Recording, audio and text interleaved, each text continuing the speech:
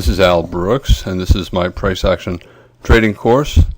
This module is about my setup. It's pretty simple. I use a laptop computer, and it's not particularly expensive. It's a very average laptop. I use a 5-minute candle chart and a 20-bar exponential moving average, and I do not use any indicators. So for example, here is a daily chart of the EWZ. I have a 20-bar exponential moving average. Since this is a daily chart, each bar is 1 day, so the 20-bar exponential moving average is a 20-day moving average in this particular case. On a 5-minute chart, the 20-bar exponential moving average would be 5 20-minute bars. When I look at the 5-minute chart, here's a 5-minute chart of PBR, Petrobras, and when I look at the 5-minute chart, I have my 20-bar exponential moving average, but I usually have 2 other moving averages as well. This one is also a 20-bar moving average, but it's based upon the 15-minute chart.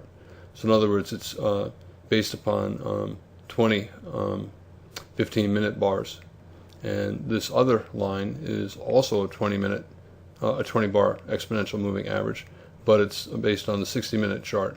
In other words, this line is exactly at the prices that I would see the line on a 60-minute chart.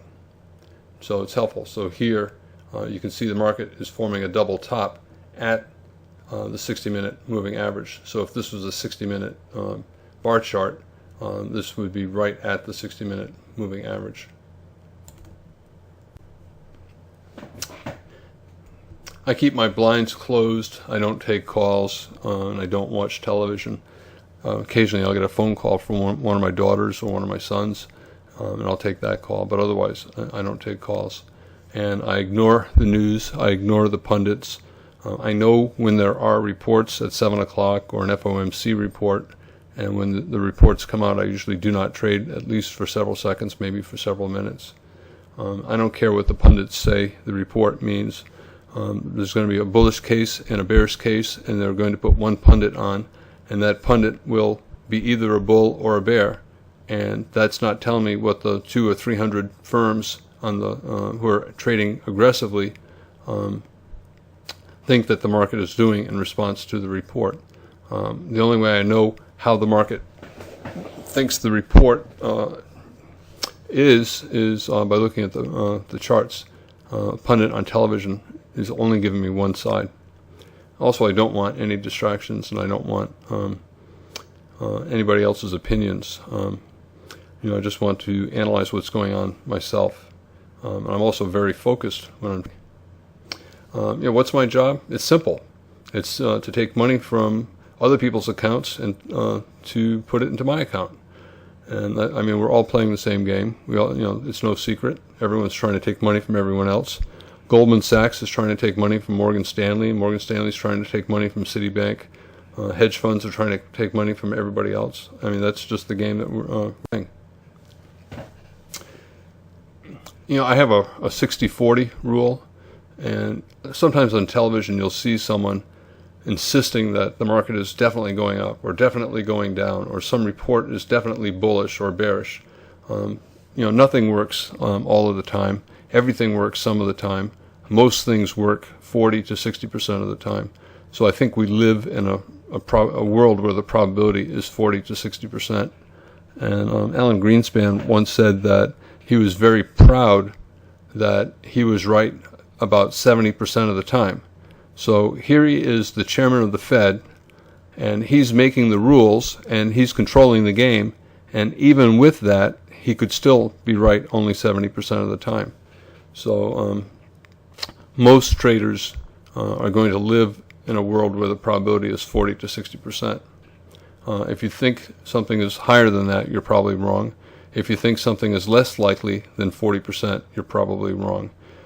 If things get outside of that band, there will not be institutions taking the other side of the trade. and they'll hammer it back into the band.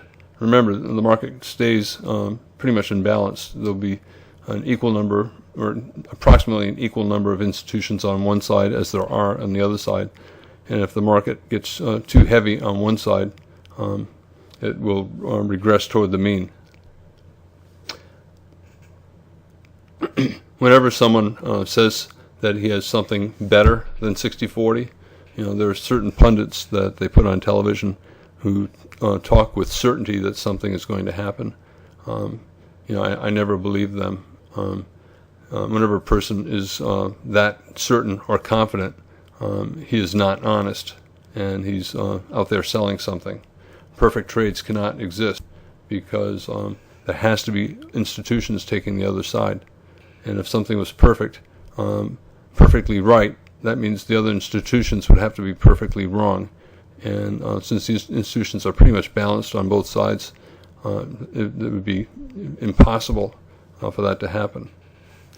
How can price action trading work if everyone knows it? Trading is very difficult to do.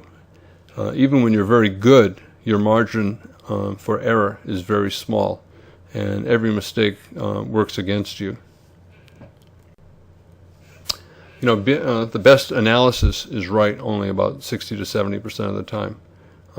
I often have days when I don't lose at all, right? That doesn't mean I'm 100% right. It just means I was, lucky on that day. Really good traders, for the most part, are not going to be right, more than 70% of the time, unless they're scalpers. I scalp most of the time. I do try to swing during the day, but most of my trades are scalps. And that's the only way you can get a high winning percentage. You're competing against the very best traders in the world, the smartest people in the world, and it's basically a zero-sum game. And everyone wants to take money from everyone else. Okay? There's a huge difference between knowing how to do something really well and playing it well enough to make a living. A soccer player, he may know how to play, for example, a coach, but that does not mean he's able to make a living doing it. You can know a lot about trading, but you have to have a lot of experience to be able to trade well enough to make a living. Who's the mark? In poker, you often hear about, that guy's the mark. And in poker, if you're playing poker and you're with on a table, 6 people, 8 people, and you don't know who the mark is, who the loser is, then you're probably the mark. And in trading, someone is always trapped on the wrong side of the market. And if you don't know who's trapped, you'll probably discover that you're trapped, that you're on the wrong side and you're holding a losing position. It's very important to understand that 60-40 rule. If you don't believe that the exact opposite can happen, the exact opposite of what you believe will happen, if you don't believe that the exact opposite can happen 40% of the time, you'll be trapped into bad positions and out of good positions. You have to be very fluid about this and with your beliefs. You have to change. When the market is giving you evidence that your current belief is wrong, just take the opposite belief, and there's nothing wrong with that. The market does that all the time. It's always reversing all day long. So it's you should change your opinion all day long, repeatedly. Can you get trapped out of a good trade? Sure.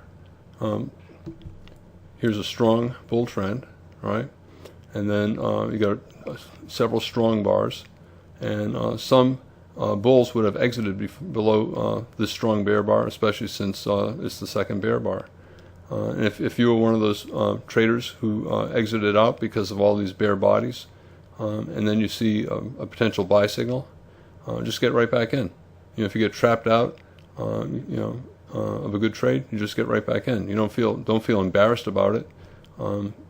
That's just the way the market works. It's always trying to trap traders out, and if you see that you were wrong in believing that the trade was bad, that a long trade was bad, and you got another buy signal, just go ahead and buy. Don't worry. This is the end of the module on my setup.